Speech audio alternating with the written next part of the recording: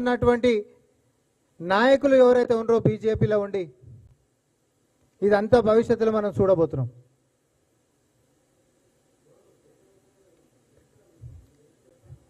ఇప్పుడు ఎవరు చెప్పినటువంటి విషయం నేను ఒకటి అన్నా. ఇక్కడ గతంలో ED office, Hyderabad ED office ముంగట ఒక హీరోయిన్ ఇచ్చినటువంటి స్టేట్మెంట్లో కేటీఆర్ గారి పేరు ప్రస్తావన తీసుకున్నటువంటి దాన్ని narcotics control bureau zonal office బెంగళూరులో ఈ దాన్ని అడ్డం పెట్టి ఎప్పటికైనా కూడా కేసులు ఇరికిచ్చేటటువంటి అవకాశం ఉంటుంది. కాబట్టి ఎప్పటికైనా భవిష్యత్తులో నాకు ఇది కావాలని దాని మీద వ్యూహం పన్నుతున్నారని నేను స్పష్టంగా చెప్పిన. అది కేంద్ర సంస్థ అన్న, రాష్ట్ర ప్రభుత్వంది కాదు. అది కేంద్ర సంస్థ, బీజేపీ చేతులు ఉంటుంది. అది నేను అంటుంది కుటుంబంలో జరుగుతున్న వ్యవహారం చెప్తున్నాను. నేను ఇక్కడ కేంద్రం గురించి చెప్తలే, రాష్ట్రం గురించి చెప్తలే. కుటుంబంలో ఉండి పోటీ పడుతున్నటువంటి వ్యక్తులు ఒకరు వెళ్ళిపోయారు బయటికి, ముగ్గురుండే, నాలుగో వ్యక్తి అని అంటే అది ఎప్పటికైనా పోయేటటువంటిది ఉండొచ్చు. కానీ ముగ్గురుండే ఒకరు వెళ్ళిపోయినరు, ఇద్దరు.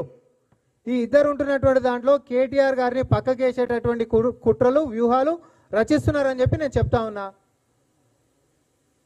నేను ఆన్ రికార్డ్ చెప్తా ఉన్నా. అది కూడా ఏ బేస్ మీదకి ఎంచి చేస్తారో కూడా నేను చెప్తా ఉన్నా. అది కేంద్రం కింద వచ్చేటటువంటిది, మరి ముఖ్యంగా హోమ్ అఫైర్స్ కింద వచ్చేటటువంటి విషయం. వీళ్ళు ఈడ ఏది పరువు నష్టం దావాలని లేకపోతే ఇంకోటని నోటీసులతోటి డ్రామాలు ఏందో నాకు అర్థమవుతలే. మరి నిజంగానే చిత్తశుద్ధి ఉంటే బీజేపీ దీని మీద లోతుగా విశ్లేషించి దాని మీద ప్రజలకు ముందుకు వచ్చి స్పందించాలి, దాని యొక్క వైఖరి ఏంటిది అనేటటువంటిది.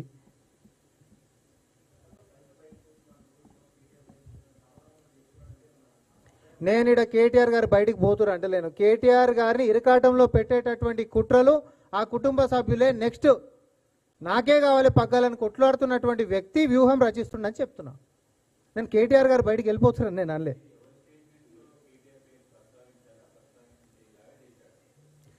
ఇది గతంలో ఆల్రెడీ ఆన్ రికార్డ్ ఉంటున్నటువంటి వ్యవహారం, ఆన్ రికార్డులో ఆల్రెడీ ఉన్నటువంటి వ్యవహారం.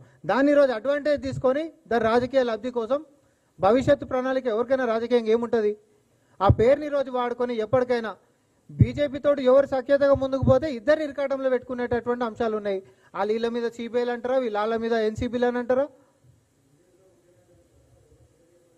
ముఖ్య నేత అంటే నేను బీజేపీ వాళ్ళు దీని మీద లోతుగా విశ్లేషించి వాళ్ళ యొక్క స్పందన చెప్పాలి. బయట డ్రామాలు వద్దంటున్నా.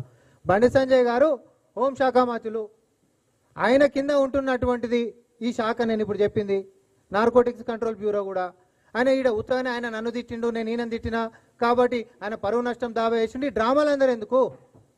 నిజంగానే బీఆర్ఎస్ వాళ్ళని గిట్ట లోపడేసేటటువంటి చిత్తశుద్ధి బీజేపీ గిట్ట ఉంటే ఈ పార్టీకి ఎన్నో అంశాలలో వేయొచ్చు అని చెప్పి నేను అంటున్నా. అయితే అంశం ఎటు లేదు, వాళ్ళిద్దరు కలిసిరు కాబట్టి అది జరుగుతలేదు అనుకోవచ్చు. కానీ కుటుంబ సభ్యులు ఈరోజు పార్టీల ఆధిపత్యం కోసం ఏదైతే కొట్లాట నడుస్తూ ఉందో వాళ్ళు ఈ యొక్క దాన్ని అవకాశంగా తీసుకొని రేపు పొద్దున కేటీఆర్ని ఇరకాటంలో పెట్టేటటువంటి ప్రయత్నము వ్యూహము చాలా ముమ్మరంగా ముందుకు పోతా ఉన్నారని చెప్తా ఉన్నా.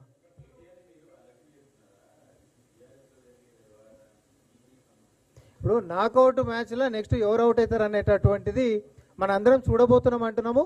కానీ లోపల ఏం జరుగుతుంది అనేటటువంటి వ్యవహారం నేను బయటికి చెప్తా ఉన్నా. దీంట్లో కేటీఆర్ గారు అవుట్ అవుతారా, లేకపోతే ఈ వ్యూహాన్ని రచించినందుకు ఎక్స్పోజ్ అవుతున్నందుకు ముందు వీళ్ళే అవుట్ అవుతారా అనేటటువంటి మనం చూస్తాం. బీఆర్ఎస్ పార్టీ అనేటటువంటిది సింక్ అయిపోయినటువంటి షిప్.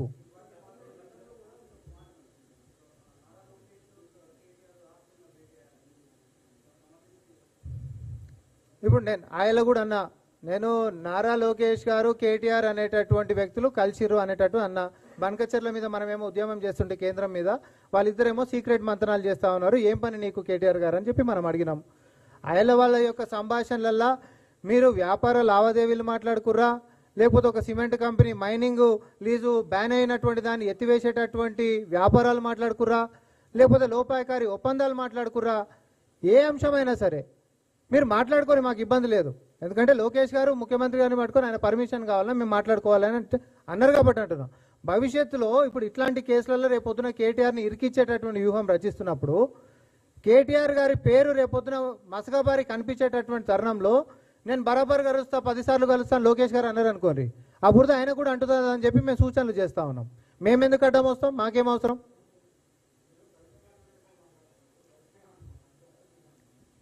కవిత గారిని నేను ఎందుకు కలుస్తా?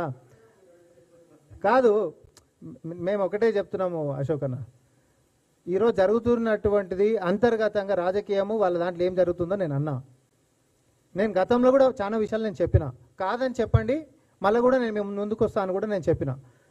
లోకేష్ గారితో కేటీఆర్ గారి యొక్క మంతనాల విషయం కూడా నేను చెప్పిన. నేను ఇప్పుడు కూడా ఒక అంశం అన్న, వ్యాపార అంశం మాట్లాడుకుంటారు, లోపాయకారి రాజకీయ ఒప్పందాలు మాట్లాడుకుంటారు, ఇది వీళ్ళ లైన్ ఉండొచ్చు.